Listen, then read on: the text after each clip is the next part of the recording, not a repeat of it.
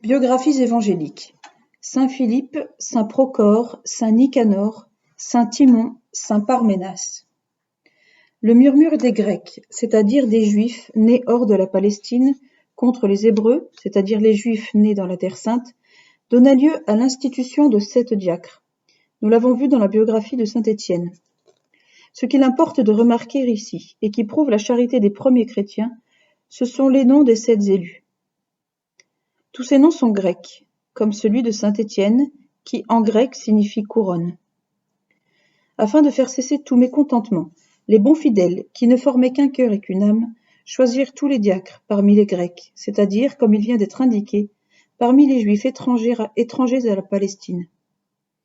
Le premier nommé, après saint Étienne, est saint Philippe. Voici ce que nous lisons de ce nouveau diacre dans les Actes des Apôtres, chapitre 8, versets 1er et suivants. Après le martyre de saint Étienne, une grande persécution s'éleva dans l'Église, qui était à Jérusalem.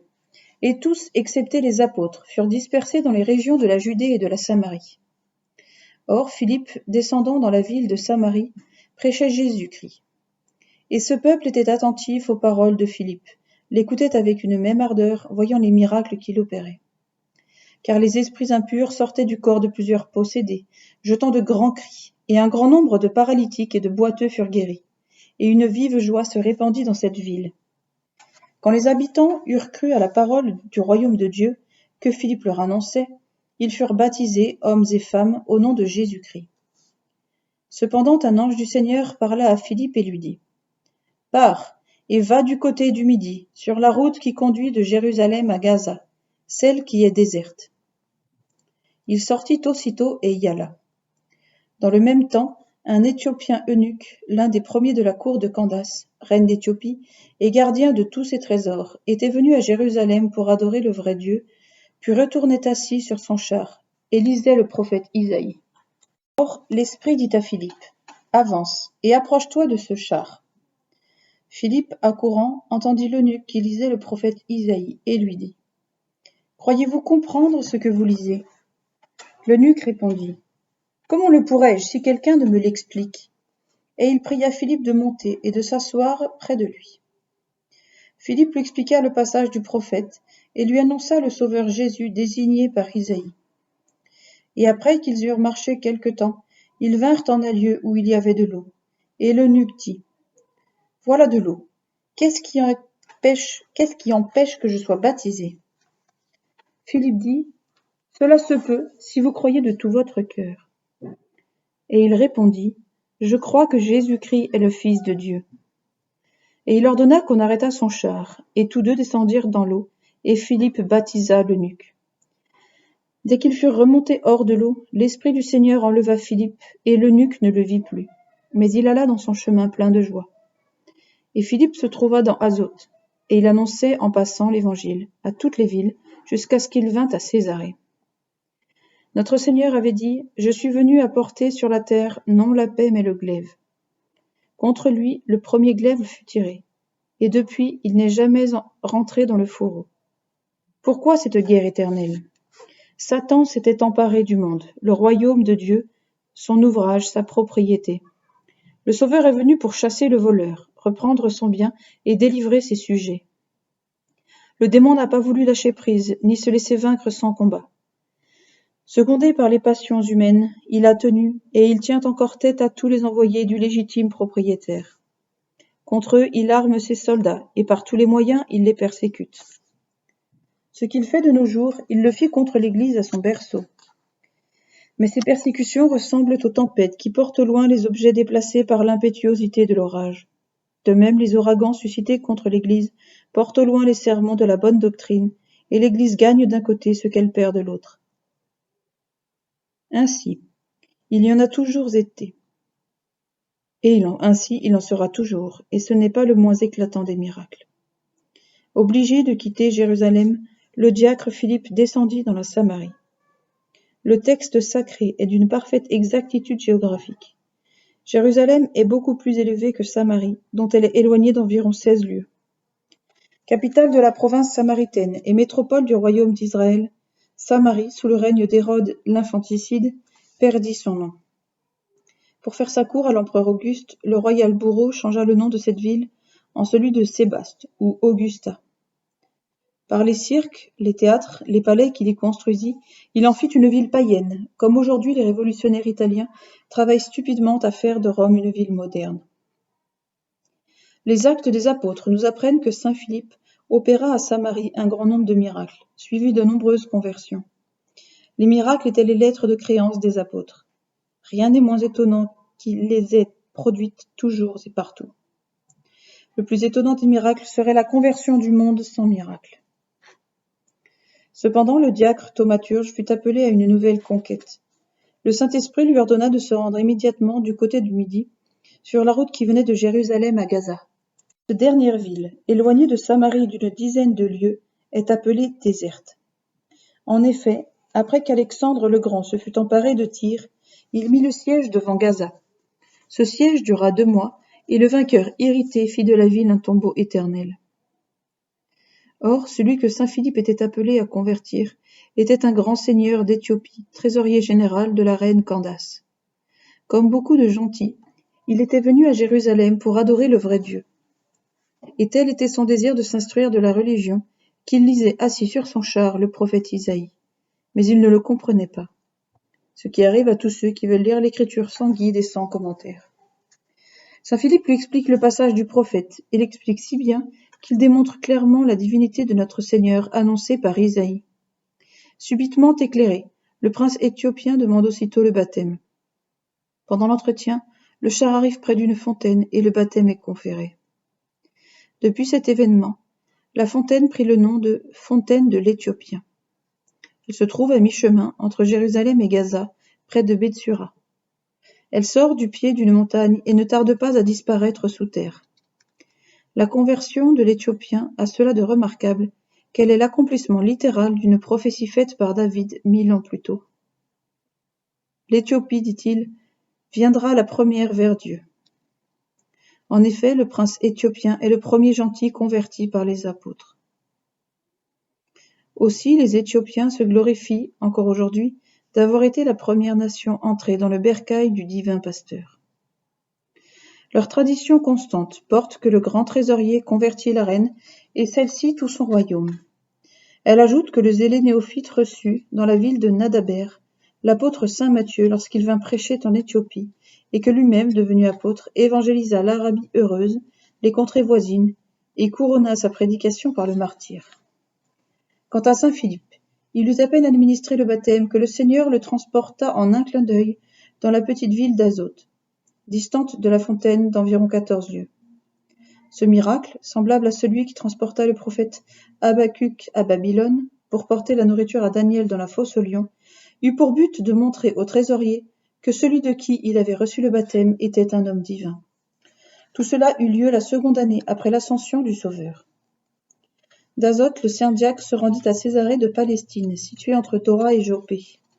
Il y possédait une maison dans laquelle il habita avec ses 4 filles, glorieuses prémices des vierges chrétiennes, et toutes douées du don de prophétie. Saint Paul, se rendant à Jérusalem, descendit chez le diacre Philippe et y séjourna. L'habitation qui eut le bonheur de donner l'hospitalité au grand apôtre existait encore au temps de saint Jérôme et fut visitée par l'illustre sainte Paul lors de son voyage en Palestine. Le martyrologue romain s'exprime ainsi au sujet de saint Philippe. Le 6 juin, à Césarée en Palestine, naissance de saint Philippe, qui fut un des 7 premiers diacres. Célèbre par ses prodiges et ses miracles, il convertit Samarie à la foi de Jésus-Christ, baptisa l'eunuque de Candace, reine des Éthiopiens, et mourut enfin à Césarée. On inhuma près de lui 3 vierges prophétesses, ses filles. Sa 4e fille mourut à Éphèse, remplie du Saint-Esprit. Le 3e des 7 diacres fut saint Procore. Nous avons vu, et nous verrons encore, que le ministère des 7 diacres ne se bornait pas aux soins matériels des veuves et des pauvres. Comme les apôtres, remplis du Saint-Esprit, ils répandaient au dehors le feu divin dont ils étaient animés. À l'exemple de saint Philippe, saint Procore se rendit célèbre par sa foi et par ses miracles. Il était neveu de saint Étienne et s'attacha à saint Jean l'évangéliste. Il le suivit dans sa prédication en Asie et demeura longtemps avec lui dans la ville d'Éphèse. l'histoire nous a conservé une particularité qui montre l'intimité qui régnait entre lui et l'apôtre de la dilection. Lorsqu'en vertu des ordres de l'empereur Domitien, saint Jean fut obligé d'aller en exil dans l'île de Patmos, il prit avec lui saint Procore pour lui servir de secrétaire. Comme Moïse, debout au sommet d'une montagne, les mains élevées au ciel, l'apôtre est ravi en extase. Au moment où il reçoit ces sublimes révélations, que se passe-t-il ? Des foudres, des tonnerres, des éclairs, des bruits formidables annoncent que la montagne est un nouveau Sinaï, où le Seigneur va rendre des oracles, bien supérieurs à ceux dont Moïse fut le dépositaire. Procore, effrayé, et la face contre terre, était à demi-mort, ne pouvant se tenir un pareil spectacle. Au dernier coup de tonnerre, retentit clairement cette immortelle parole « In principio erat verbum ». Au commencement était le Verbe. Procore voyait la lumière qui descendait du ciel, mais il n'entendait aucune voix humaine, jusqu'à ce que, remis de sa frayeur, il écrit d'une main tremblante ce qui lui était dicté par l'apôtre. Après être revenu à Éphèse avec saint Jean, dans l'intimité duquel il vécut longtemps, il fut établi par saint Pierre, évêque de Nicomédie, cette ville à jamais célèbre dans les annales sanglantes de la primitive Église. Il y convertit un grand nombre de personnes. On sait que c'est à Nicomédie que les empereurs Dioclétien et Maximien Hercule signèrent les édits de la dernière persécution générale, qui, pendant 10 années, ensanglanta l'Orient et l'Occident du sang chrétien. De Nicomédie, Procore fut envoyé à Antioche pour y exercer le ministère de la prédication. C'est là qu'il termina sa vie par le martyre, et c'est dans cette ville que furent déposées ses saintes reliques. La ville de Bologne en possède quelques-unes. Ainsi parle de lui le martyrologue romain. À Antioche, au 9 avril, saint Procore, l'un des 7 premiers diacres, qui, s'étant rendu célèbre par sa foi et par ses miracles, reçut la couronne du martyre. Sur le pays d'origine du 4e diacre apostolique, saint Nicanor, sur son âge et sa profession, l'histoire est muette. Ce que nous pouvons affirmer en toute assurance, c'est que les éminentes qualités qui brillaient en Nicanor, surtout sa foi vive et courageuse, lui méritèrent les suffrages de toute l'Église de Jérusalem. Le très ancien historien des 72 disciples, saint Dorothée, rapporte que le glorieux diacre Nicanor fut martyrisé le même jour que saint Étienne, et avec eux 200 chrétiens. Une autre tradition veut qu'il ait été martyrisé dans l'île de Chypre, la 7e année du règne de Vespasien et la 76e de Jésus-Christ. Ces deux récits se concilient facilement si l'on admet, ce qui est très probable, que le saint diacre fit le martyre de saint Étienne mais sans mourir, et qu'il consomma enfin son sacrifice 40 ans plus tard dans l'île de Chypre. Quant à ce que dit saint Dorothée des nombreux chrétiens mis à mort par les Juifs avec saint Étienne, rien n'est plus croyable. D'une part, les Actes des Apôtres nous apprennent qu'il s'éleva alors une violente persécution contre l'Église de Jérusalem. Or, il est impossible d'admettre qu'une violente persécution n'ait pas fait un certain nombre de martyrs. D'autre part, saint Paul lui-même, qui à cette époque ravageait l'Église, ne fait pas difficulté de le reconnaître. Dans son plaidoyer en présence de Festus et d'Agrippa, il avoue avoir jeté dans des prisons un grand nombre de fidèles, et les avoir recherchés avec ardeur et fait exécuter. Citation. J'ai fait jeter en prison un grand nombre de chrétiens, et lorsqu'ils étaient condamnés à mort, c'est moi qui signifiais la sentence. Actes des Apôtres, chapitre 26, verset 10. Deux choses étonnent dans les récits de cette grande persécution. La première, qu'on ne trouve parmi les victimes aucun des apôtres. La seconde, qu'ils restèrent tous à Jérusalem pendant que les diacres et les disciples, sans exception, furent dispersés au loin. Quel est ce mystère ? On peut répondre que la mission des apôtres n'était pas finie. Appelés à porter le flambeau de la foi dans toutes les parties de l'univers et jusqu'aux extrémités du monde, suivant l'expression de notre Seigneur lui-même, ils ne pouvaient pas, ils ne devaient pas mourir aussitôt après la descente du Saint-Esprit. On peut ajouter que leur séjour à Jérusalem, au foyer même de l'incendie et la tranquillité relative des principaux bergers au milieu des loups, pendant la dispersion de tout le bercail, est un acte miraculeux d'obéissance à leur divin maître. De plus, le théologien Apollonius, cité par Eusèbe, rapporte que notre Seigneur avait donné ordre aux apôtres de ne pas quitter Jérusalem avant 12 ans. Cet ordre emportait comme conséquence la certitude d'une protection qui les mettrait à l'abri du danger. Tout est admirable dans l'histoire de l'Église. Saint Nicanor évangélisa l'île de Chypre, et, comme ses compagnons dans l'apostolat, il eut la gloire de sceller de son sang les vérités qu'il annonçait. Voici en quels termes parle de lui le martyrologue romain. Le 10 janvier en Chypre, fête de saint Nicanor, l'un des 7 premiers diacres, qui, s'étant rendu admirable par l'éminence de sa foi et de sa vertu, mérita une couronne immortelle de gloire. Cette effusion de sang, qui termine presque toutes nos biographies, rappelle ce qui était dit de l'Église, notre mère, l'épouse du Dieu du calvaire. Citation. L'Église a été fondée dans le sang, elle a cru dans le sang, elle se répandra par le sang, elle finira par le sang. Tous les anciens martyrologes parlent de la même manière de saint Timon, le 5e des diacres apostoliques. Le martyrologe romain tient le même langage et s'exprime ainsi. Au 19 avril, fête de saint Timon, l'un des 7 premiers diacres, qui fut d'abord docteur à Bérée, et ensuite, continuant à reprendre la parole de Dieu, vint à Corinthe, où, selon la tradition, il fut par les Juifs et les Grecs jeté dans le feu. Mais n'en ayant reçu aucune atteinte, il fut attaché à une croix sur laquelle il accomplit son martyre. Fin de citation. Ce récit abrégé est complété par d'autres monuments de notre vénérable Antiquité. Ils nous apprennent qu'après avoir été pendant quelque temps évêque de Bérée, le saint diacre porta l'évangile dans l'île de Chypre.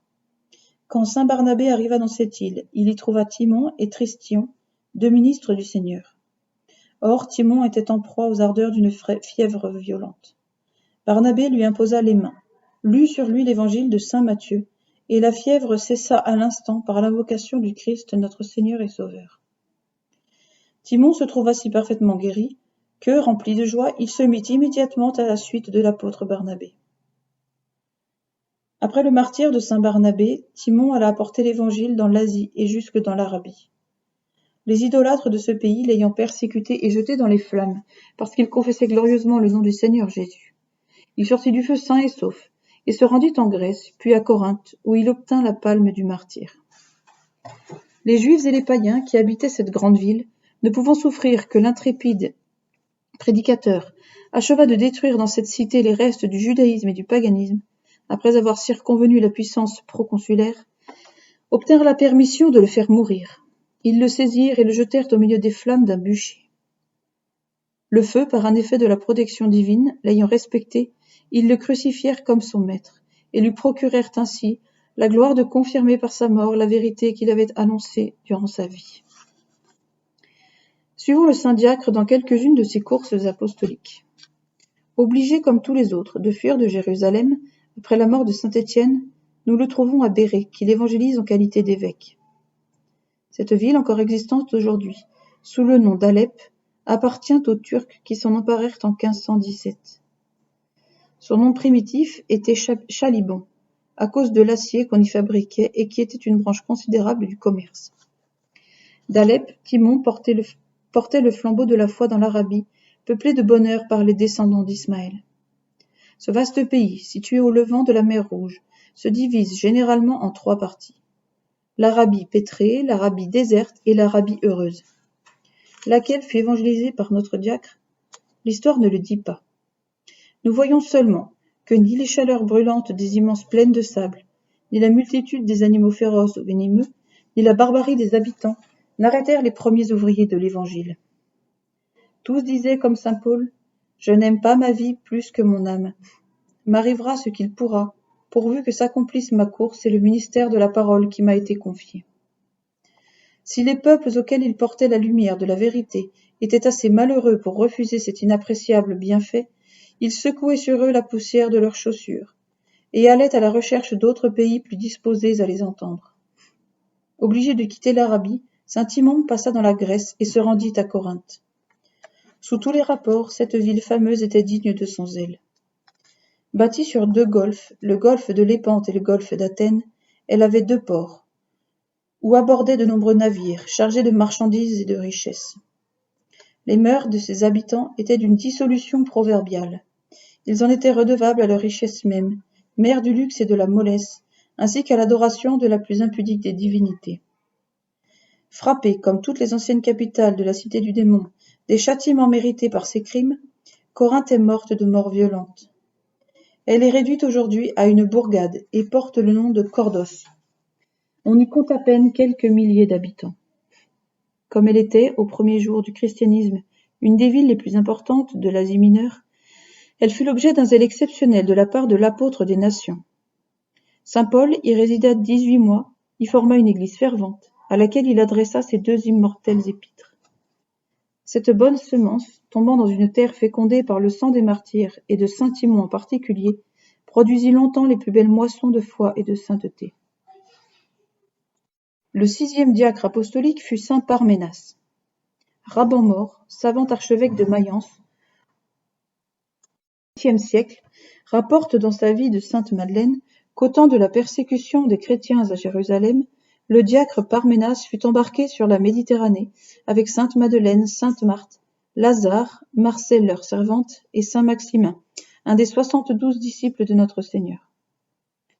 Pendant que cette glorieuse colonie d'apôtres évangélisait les côtes de Provence, Marseille, Vienne, Aix, Arles, Avignon, Parménas travailla dans les contrées méridionales des Gaules, avec d'autres ouvriers évangéliques, à la propagation du règne de Jésus-Christ.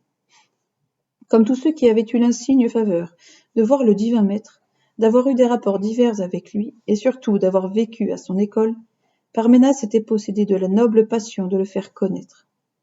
Après avoir, pendant un temps plus ou moins long, évangélisé l'Occident, il retourna en Orient et s'arrêta dans la ville de Philippe en Macédoine. Dans l'histoire profane, Philippe est fameuse par la bataille que perdirent aux environs Brutus et Cassius contre Octave et qui mit fin à la République romaine. Dans l'histoire chrétienne, cette ville n'est pas moins célèbre par sa foi, sa piété et son attachement filial pour le grand apôtre. Elle fut une des premières villes de l'Asie mineure qui embrassèrent le christianisme. La ferveur de ses habitants leur valut une des plus belles épîtres de saint Paul. Selon toute apparence, l'apôtre fut suivi plus tard dans cette chrétienté bénie par le diacre Parménas, puisqu'il l'arrosa de son sang. Il la soutint, la développa, la sanctifia de plus en plus, jusqu'à ce que, par sa mort, il rendit témoignage à la foi qu'il lui avait enseignée. Son martyre eut lieu sous Trajan, vers le commencement du IIe siècle. Voici en quels termes le rapporte le martyrologe romain, au 23 janvier. À Philippe, en Macédoine, saint Parménas, l'un des 7 premiers diacres, qui s'étant abandonné à la conduite de la grâce divine, s'appliqua avec une entière fidélité au ministère de la prédication que les apôtres lui avaient confié et parvint sous Argent à la gloire du martyre. Puisque l'occasion s'en présente, disons un mot de cet empereur romain, beaucoup trop vanté, et dont le nom revient assez souvent dans l'histoire de nos pères. Comme tous les Césars, Targent était un prince horriblement débauché. À ce titre, il devait être l'implacable ennemi d'une religion qui commandait la pureté de mœurs. Aussi fut-il l'auteur de la 3e persécution.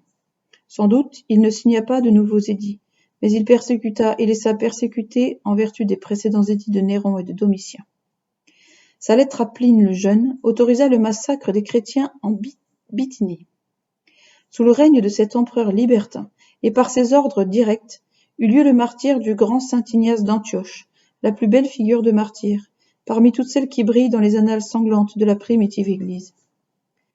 Il est bien glorieux, pour le christianisme, de n'avoir jamais eu pour ennemis que des hommes aux âmes corrompues. Nous ne dirons rien du 7e diacre, Nicolas d'Antioche, sur lequel a plané un soupçon injurieux. Plusieurs pères de l'Église l'ont justifié, et Baronius admet leur justification.